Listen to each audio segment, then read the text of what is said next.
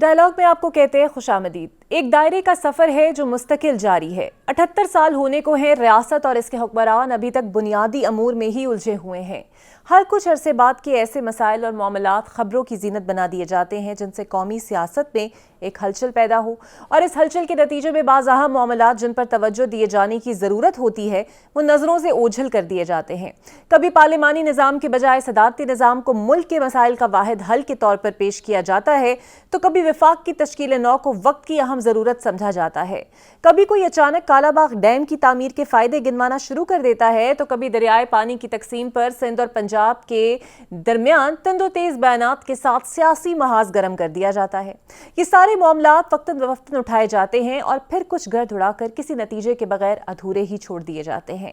यूं हमारे सियासतदान वक्त गुजारी में मसरूफ रहते हैं, लेकिन अब शायद ये हरबे काम नहीं आएंगे, क्योंकि बदकिस्मती से दहशतगर्दी का तूफान रुकने और थमने के बजाय मुसलसल आगे बढ़ रहा है और फैल रहा है, और कोई भी हाकिम वक्त इस मसले को निमटने में संजीदा नहीं।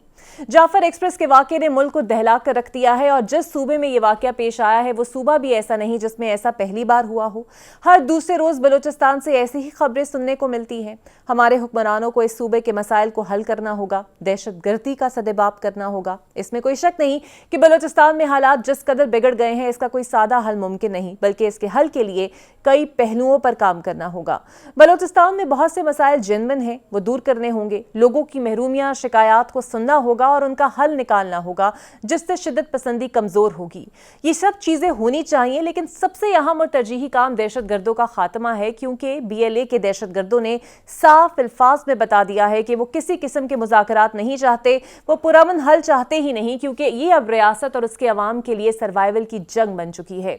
और अब इस जंग में दहशतगर्द बचेंगे या पाकिस्तान या उसके अवाम। आज के डायलॉग में बलूचिस्तान के मसले पर और कुछ सियासी मामलात पर बात करेंगे। सबसे पहले मेरे साथ मौजूद होंगे नून लीग के सीनियर रहनुमा और वज़ीर मुमलिकत कीलदास कोहिस्तानी साहब, और पाकिस्तान तहरीक इंसाफ से सेनेटर हुमायूं मेमन साहब। आप दोनों का बहुत शुक्रिया। सबसे पहले कीलदास साहब, दहशतगर्दी सर दूसरे नंबर पर आ चुकी है, और चाहे वो मामला बलूचिस्तान का हो, हालात दिन ब दिन संगीन होते जा रहे हैं, लेकिन आप लोग तासुर ऐसा देते हैं कि सिक्योरिटी एक इदारे की जिम्मेदारी नहीं बल्कि सूबे की भी है, और ये वक्त कौमी यकजहती का है। आपको नहीं लगता इसमें PTI को भी ऑन बोर्ड लेना चाहिए और मिलकर इसको कुछ हल करना चाहिए मसले को? बिल्कुल, आपने ठीक फरमाया। दहशतगर्दी एक हुकूमत का नहीं, एक इदारे का नहीं, ये कौम का मसला है, पूरे पाकिस्तान का इशू है। वो खा बलूचिस्तान में हो या KPK में हो, और तमाम सूबाई हुकूमतों की भी जिम्मेवारी है और वफाक की भी जिम्मेवारी है कि सब मिलजुल कर इस जंग से अपने कौम की, अपने मुल्क की जान छुड़ाए। जिस तरह 2013 में नवाज शरीफ साहब आए थे, उन्होंने नेशनल एक्शन प्लान बनाया, ज़रबे अज़ब का आगाज़ किया। यहाँ तक जब पेशावर का सानिया हुआ IPS, उस वक्त PTI के चेयरमैन इमरान खान साहब समेत तमाम जमातों को साथ बिठाया और कौमी काज पे हम सब मुश्तरका कोशिश हुई तो कामयाबी भी हुई। तो आज जो दोबारा दहशतगर्दी KPK या बलूचिस्तान में जो ये जो बड़ा एक टारगेट हमला हुआ है जाफर रेलवे पे, तो ये दहशतगर्दी की जो जंग है, इसमें हमने कई कुर्बानियां पाकिस्तान ने दी है, पाकिस्तान की फोर्सेस ने दी है, दुनिया के अमन के लिए, खित्ते के अमन के लिए। और दहशतगर्दी की जो जंग है उसमें सबसे ज्यादा पाकिस्तान की कुर्बानियां हैं। मगर हमारा दुश्मन जो बड़ा कोशिश करता है, उनके पास जो बड़ा पैसा भी है पाकिस्तान को कमजोर करने के लिए, वो हमारे सफ़ों से हमारे ही लोगों को खरीदते हैं। और आप देखेंगे मुसलमान का खून बहा रहा है। ये दहशतगर्द जो है, इनको मैं समझता हूँ ना इस्लाम से ताल्लुक है, ना मुल्क से ताल्लुक है, ना उनका बलूचिस्तान से है। वो दरंदे हैं और वो खिलौना बनकर किसी हमारे दुश्मन के हाथों खेल रहे हैं। तो इस मौके पे जो रवैया मेरे भाई जो बैठे हैं उस जमात ने जो इख्तियार किया हुआ है, और एक तो ये कहते हैं कि जो है फोर्सेस जो है वो उन्होंने ये हमला रोका नहीं, दूसरी तरफ ये कहते हैं कि ये जो उनके ऑफिशियल अकाउंट से जिस किस्म की बातचीत हो रही है, वही बातचीत भारत जो हमारा दुश्मन मुल्क है, जो मीडिया हमारे इदारों के खिलाफ और इस दहशतगर्दी के खिलाफ जो प्रोपेगेंडा कर रहे हैं, बदकिस्मती से ये लोग भी उसी रास्ते पे चल रहे हैं जो बहुत अफसोसनाक है। हालांकि जब ऑपरेशन चल रहा था, ऑपरेशन जब चलता है कोई, उसके दरमियान कोई ऐसी गैर संजीदा गुफ्तगू, किसी सवाल उठाना, मैं समझता हूँ ये हौसला शिकनी मतलब करने के, ये उन दहशतगर्दों को सपोर्ट होती है। ठीक है। जब आप सवाल कर रहे हैं तो होना ये चाहिए था ऑपरेशन मुकम्मल। आपको तो खुश होना होगा, आपको तो मुबारकबाद देनी चाहिए इस कामयाबी पे कि हमारे जवानों ने किस तरह, जब ये ऑपरेशन एक कीमती जान जाया नहीं हुई। उनकी कोशिश थी कि पाकिस्तानी कोई भी हो, उसकी एक जान जो है महफूज है। उन्होंने कामयाबी हासिल की। हमारी अफवाज ने कुर्बानियां दी है। हमारी अफवाज इतनी मजबूत है जिनका एतराफ अमेरिकी सदर ट्रंप भी बिल्कुल करते हैं। सही सर, वजह आपने फरमाया, इसमें तो कोई शक नहीं है। हुमायूं साहब, हुकूमत दहशतगर्दी पर कुल जमाती कॉन्फ्रेंस या अगर नेशनल एक्शन प्लान 2 की बात हो रही है, बुलाना चाहती है, ऐसी तजावीज़ हैं, लेकिन यहाँ पर भी आप लोगों ने शराइत रख दी है कि बानी PTI को पैरोल पर रिहा किया जाए। क्या वजह है कि आपने समझ लिया है कि पूरा पाकिस्तान ही बानी PTI है और वो नहीं है तो पाकिस्तान नहीं है, या फिर रियासत के मामलात नहीं हैं? बिस्मिल्लाहिर्रहमानिर्रहीम, इय्याका नाबुदु व इय्याका नस्तईन। मुझे समझ नहीं आई आपने ये कैसे समझ लिया कि जब हमने ये कहा है कि उनको पेरोल पे बाहर निकाला जाए तो आपने कहा कि अगर PTI बानी PTI इमरान खान नहीं है तो कुछ भी नहीं है। मुझे समझ ही नहीं आ रही कि आप ये मतलब आपने ये नतीजा किस बेसिस पे निकाला। तो अगर आप इस पे ज़रा रोशनी डाल दे कि आपने ये कैसे निकाला, ताकि मैं कम से कम आपकी जहन समझ सकूं कि आपने इस बात से ये बात कैसे निकाली है, ताकि मैं उसका जवाब दे सकूं। नहीं, सॉरी, डोंट नहीं, मुझे बताएं ना कैसे तासुर ये जाता है। मैं कहता हूं, आप कहते हैं कि इस इशू के ऊपर, टेररिज्म के ऊपर सारे पॉलिटिकल पार्टीज को इकट्ठे मिल के बैठना चाहिए। मैं कहता हूं हाँ, इमरान खान को भी निकाल के लाओ, बिठाओ। आप मुझे बताएं इसमें तासुर कैसे मिलता है कि अगर इमरान खान को ना निकाला तो पाकिस्तान नहीं है, अगर इमरान खान को ना किया तो पाकिस्तान तबाह हो जाएगा। मुझे आप वो तासुर बता दें कि आपने निकाला कैसे, ताकि मैं समझ सकूं कि आपकी सोच कैसी है। हुकूमत अगर पेरोल पर नहीं निकालती बाहर तो फिर आप लोग शामिल होंगे, यही तो बात है।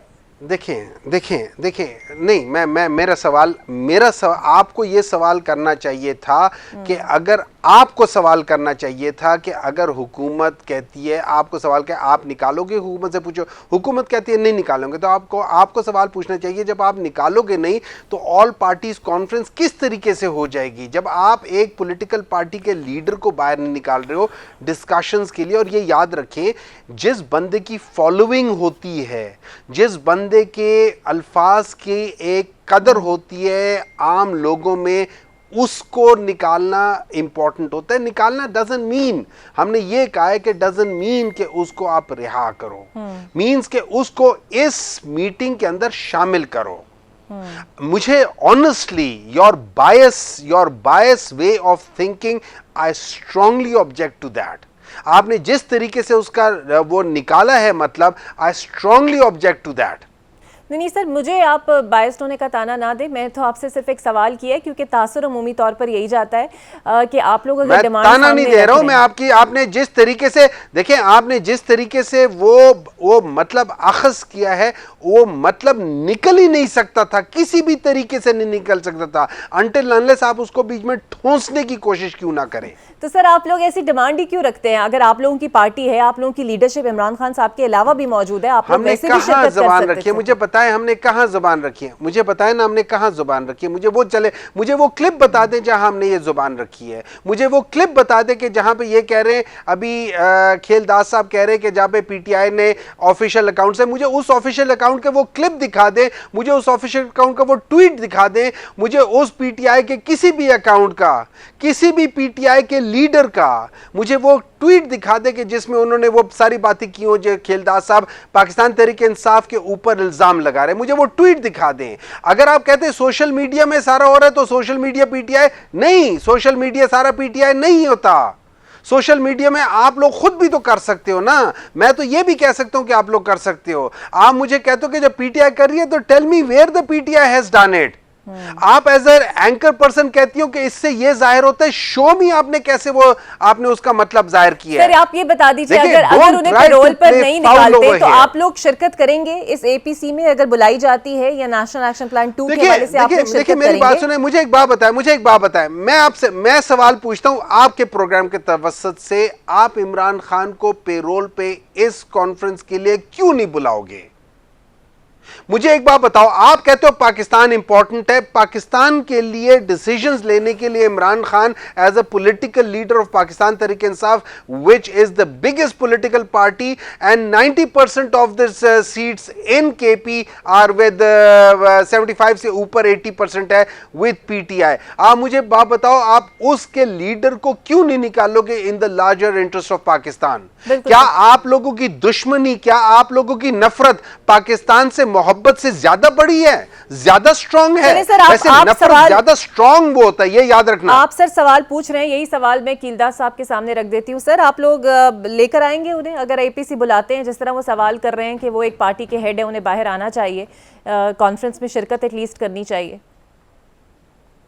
देखें, इमरान खान साहब इस वक्त ना पार्टी के ओहदे पे है, वो इस वक्त एक सजा याफ्ता मुजरिम की स्टेटस है, जब तक उनके फैसले या जो अदालतों में चल रहे हैं।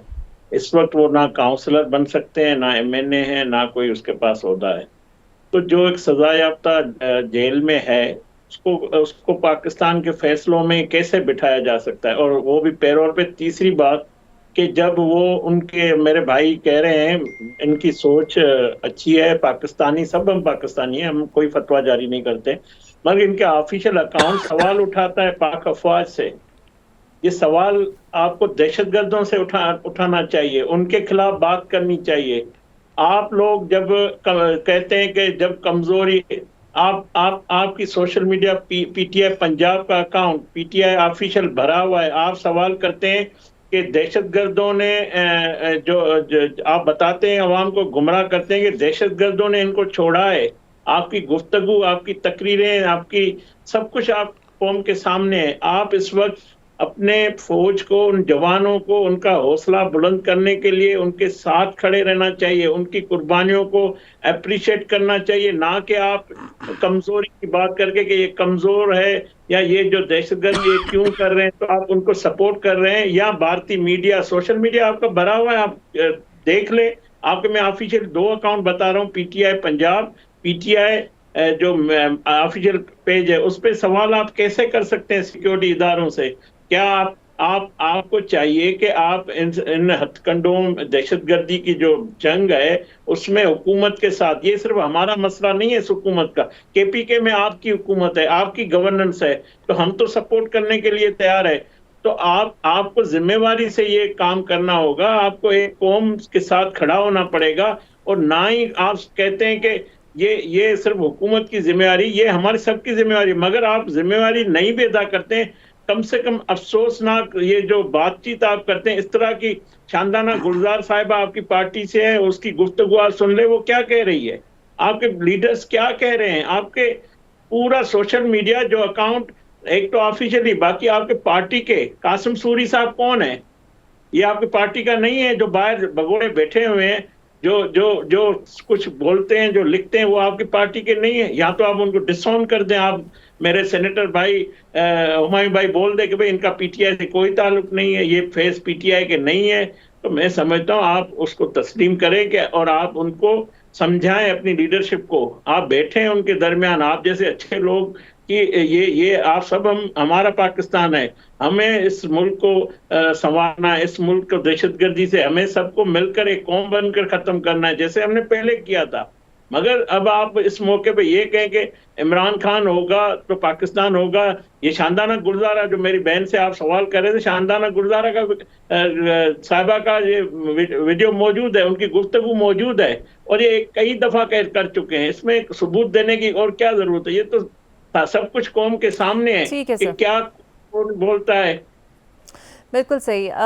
हुमायूं साहब, बलूचिस्तान में जो हुआ सर वो तो हुआ, लेकिन केपी में भी ये दहशतगर्दी का मसला है, तो कोई प्लान बनना चाहिए, उसमें तो केपी को भी शामिल करना चाहिए। लेकिन हुकूमत तो ये भी कहती है कि सूबाई हुकूमत की भी जिम्मेदारी है, तो जिरगा भेजने के अलावा अब तक आपको लगता है आपकी सूबाई हुकूमत ने इस हवाले से कुछ कंक्रीट किया है? देखिए इस तरह है, अभी आप भी शायद DGISPR साहब की जो कॉन्फ्रेंस थी वो सुन रही थी। उन्होंने वहाँ पे बड़े क्लियरली कहा है कि जिस तरीके से बलूचिस्तान में BLA वालों ने किया है उसी तरीके से KP में जो बन्नू का और ये जो कुरम एजेंसी का है वहाँ पे TTP वाले और अफ़गानिस्तान से ही आए हुए लोग शामिल थे और वहाँ पे मारे गए थे। तो इसका ये मतलब है टेररिज्म तो दोनों तरफ एक जैसा है। अब उसके अंदर ये देख लेते हैं कि जो पॉइंट ऑफ इग्निशन है, लेट्स से वहाँ पे कुरम है और उसको कुरम को क्यों चुना गया? क्योंकि वहाँ पे आपके पास शिया बिलीफ वाले भी और सुन्नी बिलीफ वाले भी, और उसके एक हिस्ट्री है जो 2007 से स्टार्ट हुई थी और उसके बाद कोई 2013 में 2011 में अच्छे खासे और 2015 में, ये उस दौरान में इसी लिहाज से ये सारे थे, ये अच्छे खासे लोगों की वहाँ पे लड़ाइयाँ ज़मीन के ऊपर भी और रिलीजियस के लिहाज से भी काफ़ी हुई थी। तो उसको इग्नाइट करने के लिए, तो उसको डिफ्यूज़ करने के लिए दो चीज़ें हैं। जैसे इस जगह पे भी आर्मी गई थी और उन्होंने जाके उन सारे दहशतगर्दों को मारा है, ठिकाने लगाए, उसी तरीके से KP में भी उनको चाहिए कि वो सारा कुछ करे। वो तो एक चीज़ हो जाती है।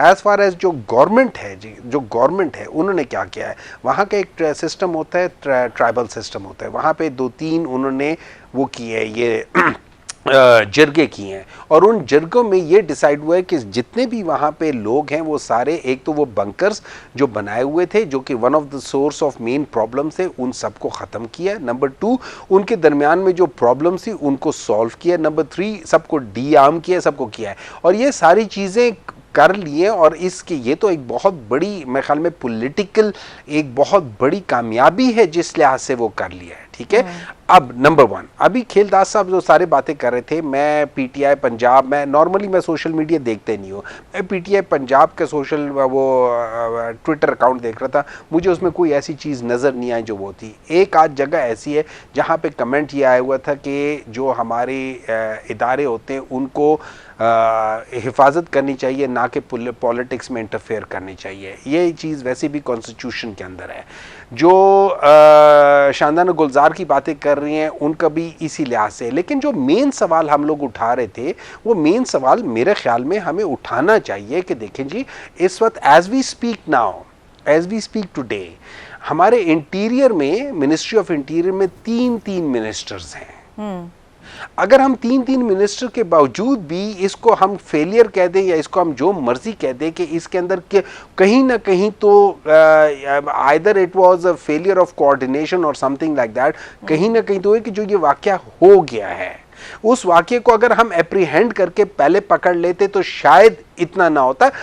मैं ये नहीं समझता हूँ कि 100% वो हो सकता था, लेकिन इसको इतना भी नुकसान जो जितने हुआ, अगर 30 बंदे या 50 बंदे या जितने बंदों की भी डेथ हुई है उधर in terms of that thing, शायद वो और भी कम हो जाती है। अगर हम 5 जाने 10 जाने एक्स्ट्रा बचा लेते, that would have been better. I totally acknowledge के जिस तरीके से इसको किया गया है और इसको प्रोफेशनल किया गया है, टोटली एक्नॉलेज दैट थिंग। लेकिन ये इंटीरियर मिनिस्ट्री, भाई 3 मिनिस्टरों की जरूरत क्या है, हम लोग क्यों करना चाह रहे, तो वो उधर सवाल हम नहीं उठाएंगे।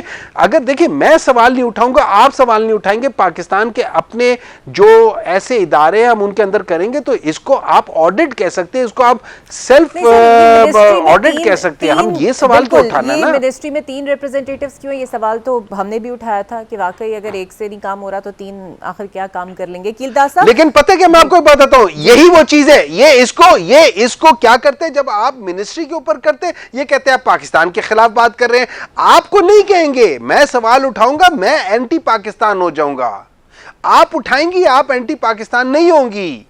JUI वाले उठाएंगे, वो एंटी पाकिस्तान नहीं होंगे, लेकिन PTI वाला उठाएगा। देखा, ये इंडिया के साथ, रॉ के साथ मिला हुआ है। हालांकि जो रॉ की जो बातें सुना रहे थे, उसमें रॉ की वो बात भी सुना देना जिसमें वो लोग कह रहे थे कि जी मियां नवाज शरीफ साहब के ऊपर हमने इन्वेस्ट किया हुआ है। अच्छा, बेनजीर साहब की वो बात बता देना जो बेनजीर ने इंटरव्यू दिया हुआ है कि मियां नवाज शरीफ साहब ने उसामा बिन लादेन से पता नहीं कितने मिलियन या कितने बिलियन डॉलर्स लिए थे, वो बातें भी बता देना।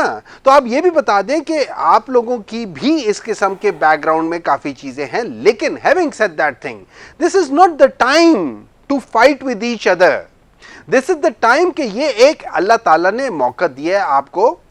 आप गवर्नमेंट में हो, अगर आप ये कहोगे कि भाई इमरान खान के ऊपर केसेस है, वो फलाना फलाना है, तो जी 10 केसेस आपके ऊपर होते हैं। आप पता नहीं कैसे अचानक सारे के सारे केसेस, वो आके नैब आके कहता है मैं ये केस वापस लेता हूं, फलाना आके कहता है वो सारे अपनी जगह पर हैं, वो आज भी उन अकाउंट्स में पैसे आए थे जो जो जो क्या मनी लॉन्ड्रिंग वाले जो गलत अकाउंट थे, इलीगल अकाउंट थे, वो आज भी उसके ऊपर वो अपनी जगह पर कायम है। लेकिन उन्होंने कह दिया जब हम केस वापस ले रहे। तो देखिए पाकिस्तान में बहुत कुछ होता है। मैं ये समझता हूं इस टाइम पे गवर्नमेंट को ये करना चाहिए कि उनको कहना चाहिए कि ठीक है, मैं ये नहीं कह रहा हूं कि आप इमरान खान को आज़ाद कर दें, मैं ये कह रहा हूं कि इस मीटिंग के अंदर इमरान खान का होना सबसे ज्यादा जरूरी है। क्यों? जो 2 सूबे हैं उनमें से एक सूबे के ऊपर उनकी हुकूमत है और 90% सर वैसे एक सवाल उसमें सर जो ये लोग भी बैठे है हुए हैं, सर, एक उसमें जो सवाल लोग बैठे हुए, सुन ले उनमें जो लोग बैठे, जो हुकूमत में लोग बैठे हुए हैं, सवाल ये भी है कि चलें फर्ज कर लेते हैं खान साहब पेरोल पर बाहर आ भी जाते हैं, लेकिन वो बैठना पसंद करेंगे, ये भी एक सवाल है। वो तो बैठना भी नहीं चाहते। सर देखें, लेट हिम से नो ना, why are you presuming things, let him say no. आपके पास 6 प्रोग्राम करने का और भी वो मवाद मिल जाएगा कि भाई इमरान खान ने नो कर दिया और डॉक्टर हुमायूं बैठो, हमें बताओ उसने क्यों नो किया। ठीक है, आप उसको ऑफर तो करो ना। व्हाई आर यू प्रिज्यूमिंग कि वो नो कर देगा, व्हाई आर यू प्रिज्यूमिंग कि ये सब कुछ कर लेगा। सर वो माजी में तो करते रहे हैं ना, माजी में वो काम आप करते हैं। चीजें नहीं सर करते। माजी में तो वो कहते रहे हैं ना कि और मैं जी चोर देखिए, डाकुओं के साथ माजी नहीं में बैठूंगा। देखिए ओसामा बिन लादेन से पैसे भी लोग लेते रहे हैं। माजी में विकीलीक्स, जो ऑफिशियल विकीलीक्स है, वो ये कहती रही है कि आप लोग ड्रोन अटैक्स करते रहो, हम लोग शोर मचाते रहेंगे। आपको पता है पीटीआई के जमाने में एक भी ड्रोन अटैक नहीं हुआ था। उसकी that is one of the reasons कि यहां पे टेररिज्म बहुत कम हो गई थी। देखिए ये याद रखें, terrorism can also be used as a reaction to certain actions. ठीक है मेमन साहब, आपका सर जब आप वो एक्शंस नहीं कर रहे हैं तो उसका रिएक्शन भी कम हो जाता है। ये सारी चीजें, इनमें एक चीज नहीं है, it's a multifaceted problem, it has to be addressed multifacetedly. Sir Kildar साहब, आप भी सर बलूचिस्तान गए, वजीर आजम भी कल कोयटा गए। मिसिंग पर्सन सबसे बड़ा मसला है और उस पर आज कहा भी है कि वजीर आला ने कि जनाब मिसिंग पर्सन तो बहुत सारे मुल्कों में होते हैं, लेकिन हमने शायद ज़्यादा ही मसला बना लिया। लेकिन आपको नहीं लगता कोई कानून साजी होनी चाहिए? कल जब शहबाज शरीफ साहब गए तो कोई पॉलिसी तय हुई, कोई अहकामात दिए उन्होंने? पहली बात ये है कि ये जो मेरे भाई हुमायूं, सेनेटर हुमायूं साहब आवाज उठा रहे हैं कि वजीर दाखिला काम नहीं कर रहे हैं या उसकी कोई मतलब मैं जो खासी जो तनकीद हो रही कि ये जो ऑपरेशन हो रहा था ये कहाँ पे थी हुकूमत, तो मैं मेरे भाई को बताना चाहूँ कि जब ये ऑपरेशन कोई भी जारी होता है उसके दरमियान जो है कोई वजीर, कोई मुशीर या कोई हुकूमती नुमाइंदा बैठकर उस पर बात करे या उस पर कोई आगाही दे, तो मैं समझता हूँ उस ऑपरेशन को, उस पूरी स्ट्रेटजी को नुकसान होता है। ये सिक्योरिटी वाइज भी सही नहीं है। जब ऑपरेशन खत्म हुआ है तो जो मुतल्लिका जो फोर्सेस के तरफ से पॉइंट ऑफ व्यू आ गया और हुकूमत का भी पॉइंट ऑफ व्यू आ गया। जो आप बात कर रही हैं वजीर आजम शहबाज शरीफ साहब, देखें हमारी वजीर आजम नवाज शरीफ साहब था, अमन उन्होंने दिया। वजीर आजम शहबाज शरीफ साहब की पूरी कोशिश है, ये जो दहशतगर्दी का जिन जो बोतल से निकल के आ गया है, मैं उस लंबी बहस में नहीं, ये भी सबके सामने किस तरह दहशतगर्दों को केपीके में छोड़ा गया, किस तरह 102 दहशतगर्दों को सजाएं माफ की गई, 10,000 लोग बुलाए गए। तो ये कई चीजें मैं इस वक्त करना नहीं चाहता। बात जो मेरे भाई कर रहे हैं कि इमरान खान आ जाए, भाई इमरान खान आपने जो सवाल किया, जब पुलवामा जब वजीर आजम था तब भी साथ नहीं बैठता था, सिक्योरिटी के क़यादत बैठी होती, पूरी सियासी क़यादत बैठी तभी नहीं होती। अब तो वो इतना आगे निकल चुके हैं पाकिस्तान के खिलाफ, या वो या तो बाहर बैठकर कैंपेन चलाना इदारों के खिलाफ, या जो कल बलूचिस्तान में जो BLA ने किया है उसकी जबान बोलना, या भारत की मीडिया कैंपेन के जबान बनना, और ये कहना जो आपका सवाल है कि मिसिंग पर्सन की बात की जाती है, मगर जो लोग वहां पे ट्रेन से या बस से उतार के पंजाबी का कार्ड किसी के पास है उसको मारा जाए और वो लोग उसको आप रियायत कैसे दे सकते हैं? जो बेगुनाह शेरियों का खून बहाए, जो फोर्सेस का खून बहाए, जो उन पे हमले करे, जो मुल्क को कमजोर करने की कोशिश की जाए, फिर सवाल उठाएं कि ये मजलूम है या ये कोई इनसे ये कार्ड खेला जाए मजलूमियत का, ये कार्ड खेला जाए मिसिंग पर्सन का, तो मैं समझता हूँ ये ज्यादती होगी मुल्क के साथ भी, अपने साथ भी, कौम के साथ भी। इस तरह के लोगों से बातचीत नहीं हो सकती, इस तरह के सपोर्ट करने वालों से बातचीत नहीं की जाती, इस तरह के हथकंडे जिसको ये दहशतगर्दी के इस्तेमाल होते हैं उनको सपोर्ट करने वालों से बातचीत नहीं हो सकती।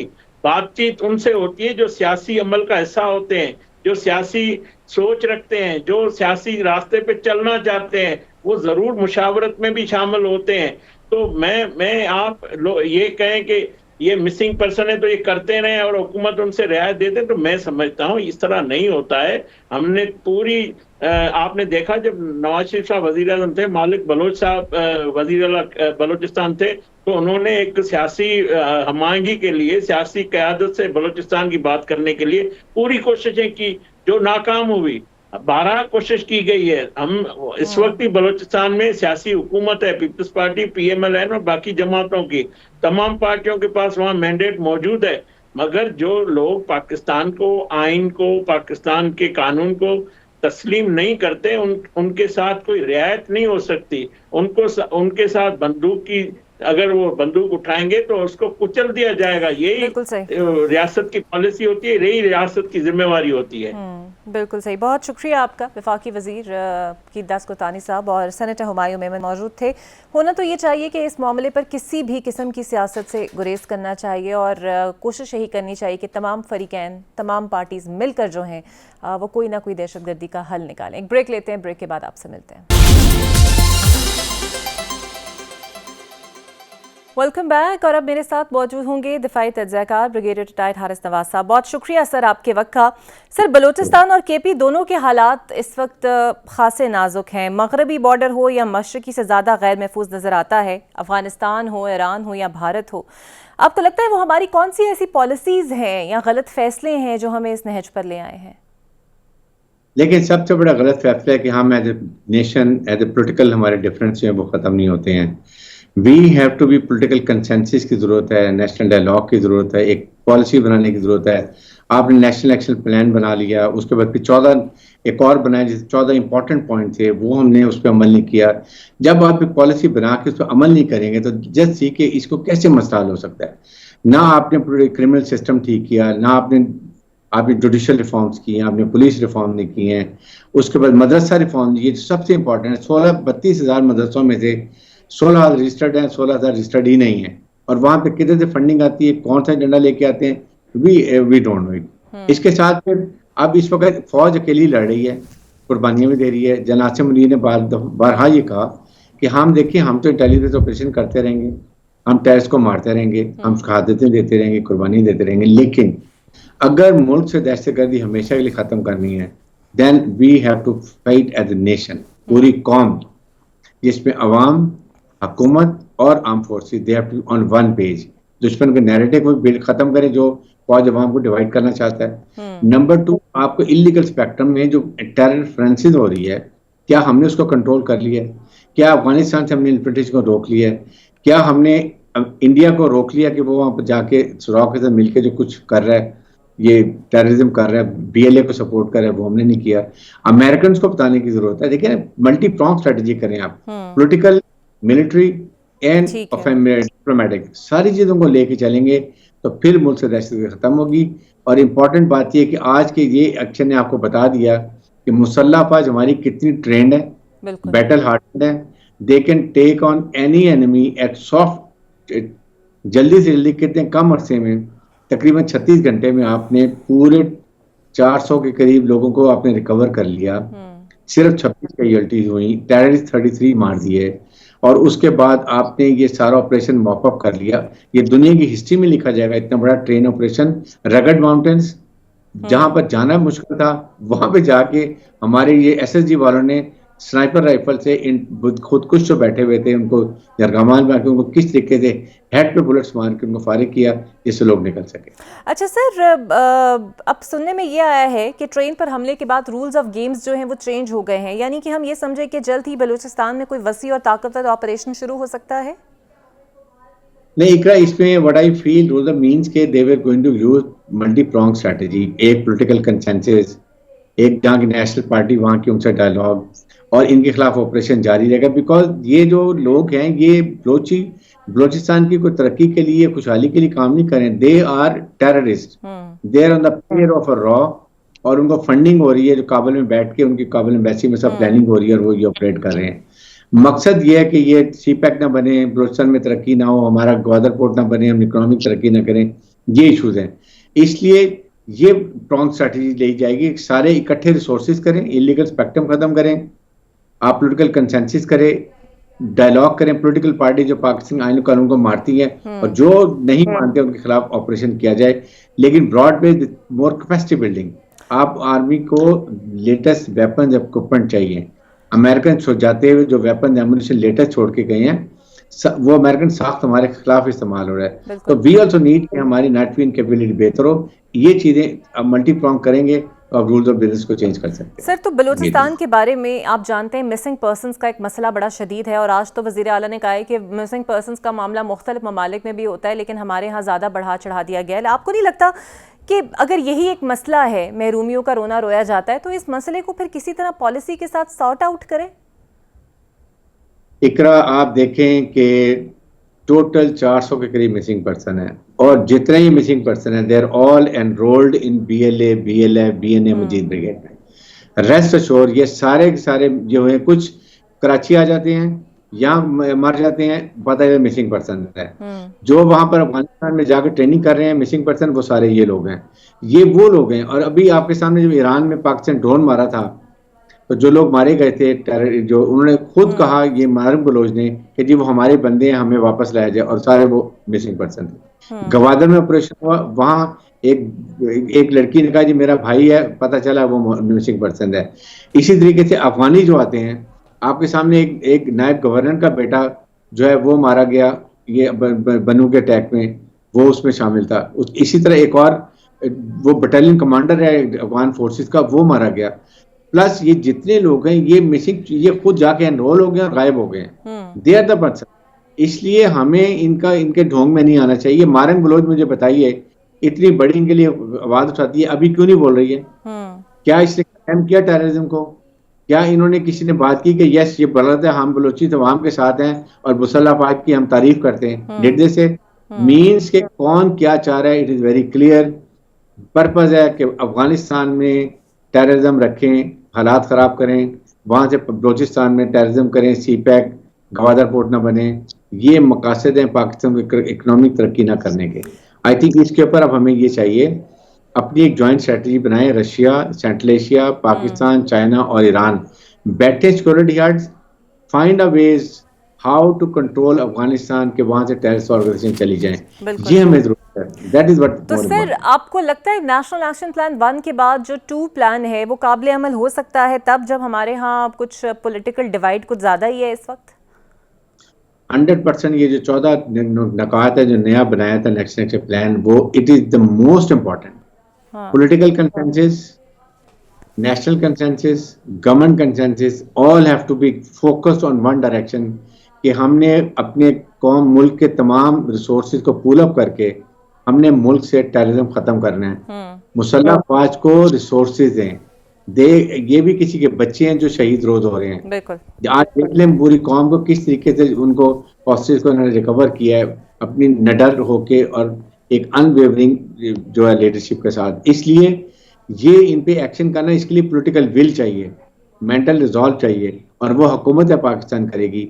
जैसे APS के वक्त में पूरी कौम ने किया था, और स्पेशल मिलिट्री फोर्स बनाए ताकि जो टेररिस्ट पकड़े जाएं उनका इमीडिएट ट्राई करके उनको कैफरे करदार तक पहुंचाएं।